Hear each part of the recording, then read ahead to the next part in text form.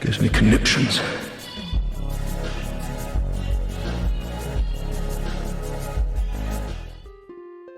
Hey, what's up, boys? My name is Jayme, and today a beautiful, beautiful thing happened. See, I'm a big fan of the Dark Souls franchise, and one of the games that the entire Souls community has been waiting on for years is Elden Ring. And today, as of recording today, a brand new 15-minute long gameplay thing got released, and today I'm here to give my thoughts and opinions on this. And specifically for one reason why I'm doing this, which I'll say at the end of the video. All of this is completely unscripted, by the way. I have like a few notes that I'm going to read to tell you what my thoughts are on the whole thing. So let's jump right into it, shall we? One thing overall I noticed in the entire trailer was that the land between looks fucking beautiful. It looks outstanding, visually outstanding, better than any of the Souls games released this far. And look at it! Look at it! The showcase then shows the player going by a caravan and a bunch of goats. I feel like this is actually quite good because it shows that the world has a lot more life in it than we probably thought originally. I know when I first heard this game, I thought it was gonna be like, oh, there's nothing here except me and the 5 dudes who want to kill me over there. Also, right after this, we get to take a look into one of the cooler aspects, I believe, of Elden Ring, which is the random field boss fights.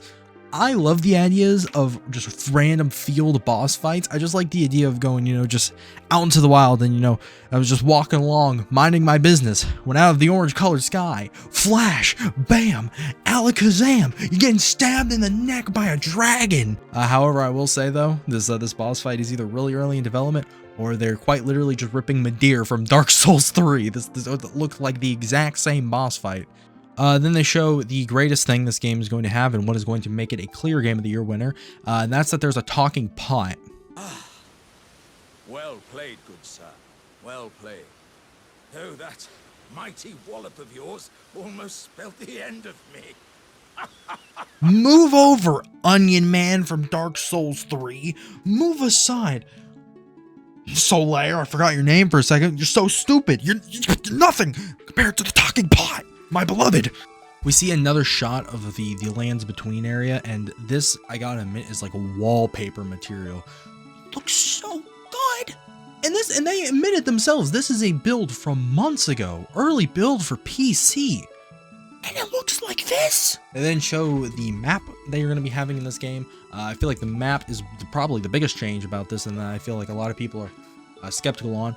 Personally, I love the map, and I like the idea of having map fragments instead of having the map right from the get-go, I would say. It's better to have the map, separated fragments everywhere than having it all right from the get-go.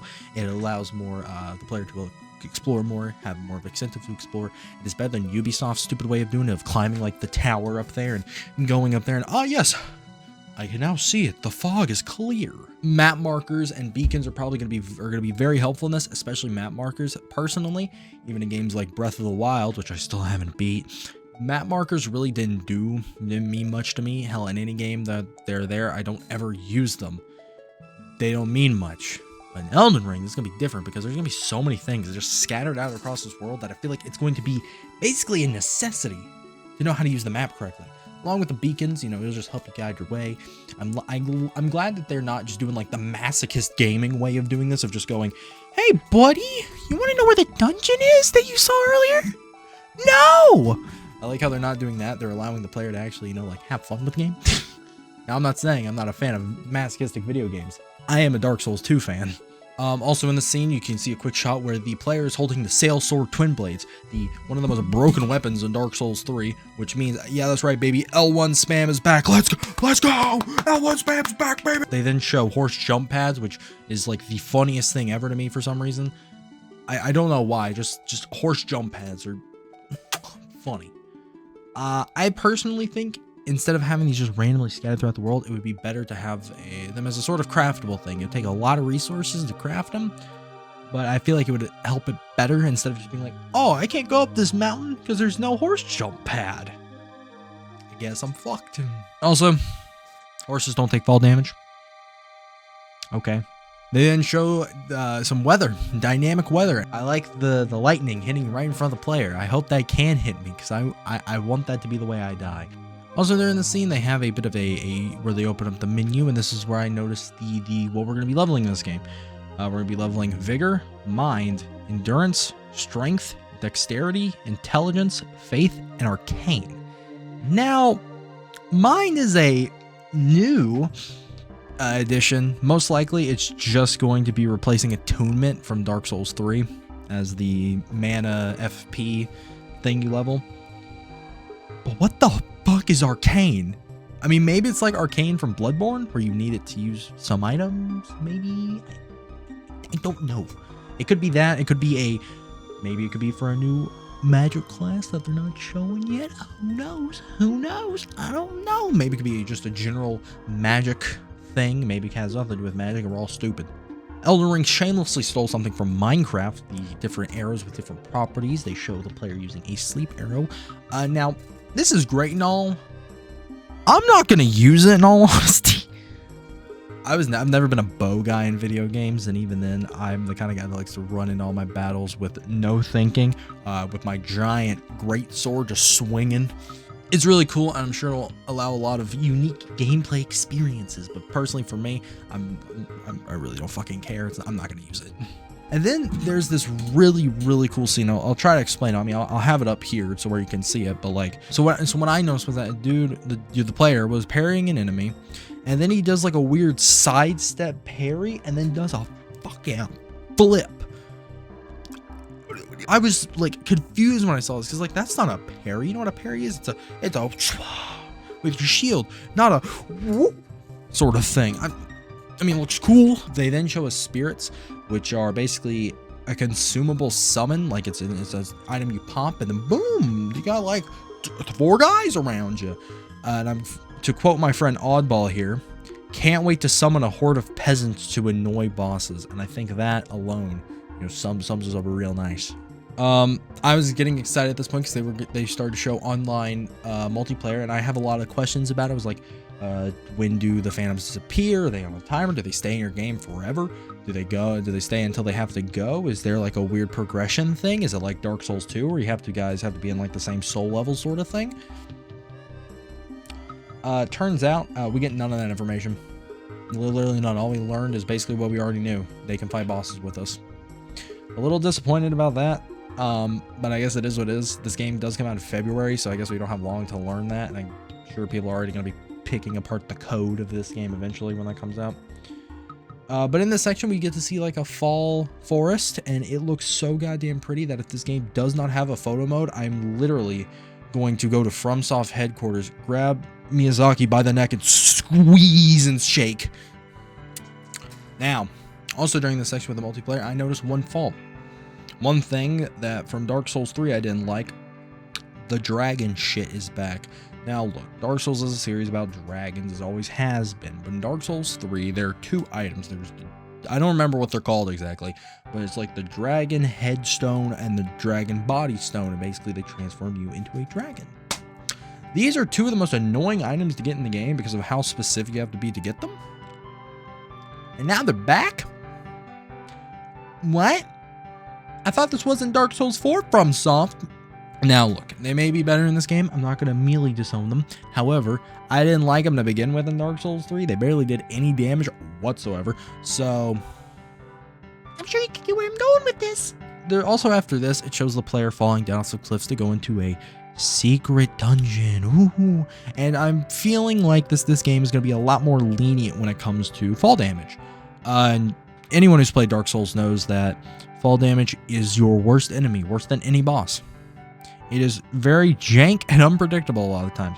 You can fall from an inch and lose all your health. You fall from the size of a skyscraper, you're perfectly fine. Every Souls game is like this. Literally every Souls game. The same skeletons are back from Dark Souls 3. They got rehired. It's my favorite skeleton, John. They should then show the Firekeeper for this game, and 2 things. 1, she's cute, and 2, something much more important. They finally did it, boys. FromSoft is animating mouths. Yeah! Now with the Firekeeper and everything. Her name is Melina, by the way. She's very cute. I love her. Every cutscene and every screenshot and everything we've seen of her, it's always been at night. Now, I could be wrong about this, but every screenshot I've seen of her and even in this preview, every time we've seen her, it's been at night. So I'm wondering, maybe this is an NPC that we can only summon at night. Now, I wouldn't be opposed to this. I feel like it adds a better risk-reward system that Dark Souls is known for, always risk-reward. Of course, it would kind of suck when you die right before it turns night and you need to get your souls or your shit back. But I just like that system of maybe, you gotta hold out until the day so you can finally have some safety at night to level your shit up. It'll also allow players, I feel, to be more vigilant, more aware of their surroundings so they don't want to lose their 500,000 souls they got earlier so they can level up tonight. They then show one of the main dungeons of the game, From Software Castle number 4327. They then show that you actually have a choice of how you want to enter this dungeon. You can either be a sneaky Metal Gear Solid Punish Snake Man, or you can go in like Rambo. The player chooses to go in like Rambo. And this happens.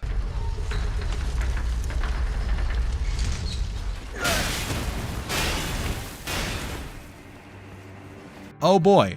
That relatable Dark Souls moment where you get hit and you run away. Hella Dark Souls gaming. Now, I will say this is also probably the most fake gameplay section I've ever seen in my life. Even like animated CGI fake gameplay sections look better than this for one reason. My man's doesn't even pick up any shinies he sees. There are 3 shinies here at the gate, doesn't pick them up. Walks by one when going around the sneaky way, doesn't pick it up. They show the greatest weapon in the game, the Ghost Rod, where you can summon spooky skeleboners to attack people, and maybe this is what Arcane is for. I'm thinking this now while I'm recording this. Maybe that's what Arcane is for, is to summon the spooky skeleboners to hit enemies with. There's then the funniest moment of this whole thing, which is a backstab gank from an enemy around a corner. Hella Dark Souls gaming moment. It was also here they showed the player jumping around in all these areas in the castle. Maybe there's secrets behind this ledge. Then I realized the jump is going to be the death of me.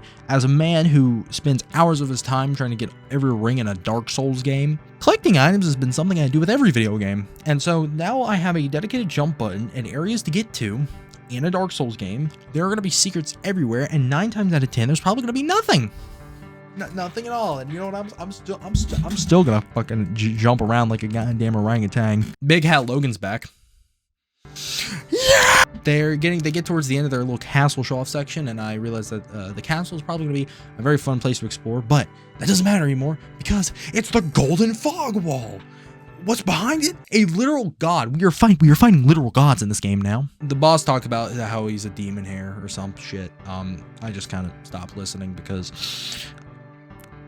From Software, guys. We swear we're not making Dark Souls 4. We're just gonna talk about the same subject material as Dark Souls 4. And the boss music, banger.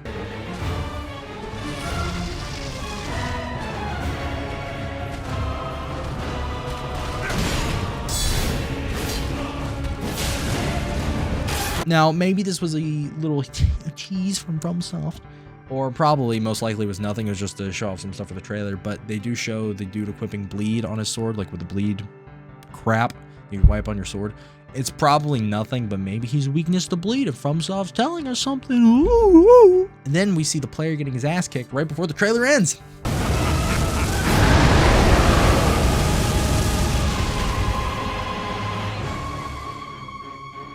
Thank you for No! Okay. They then show a small little trailer where, it's just more or less the same what we already seen, except they add a new line. This.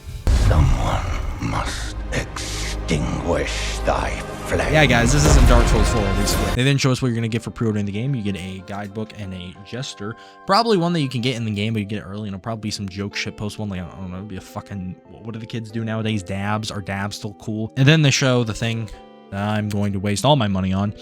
The collector's editions.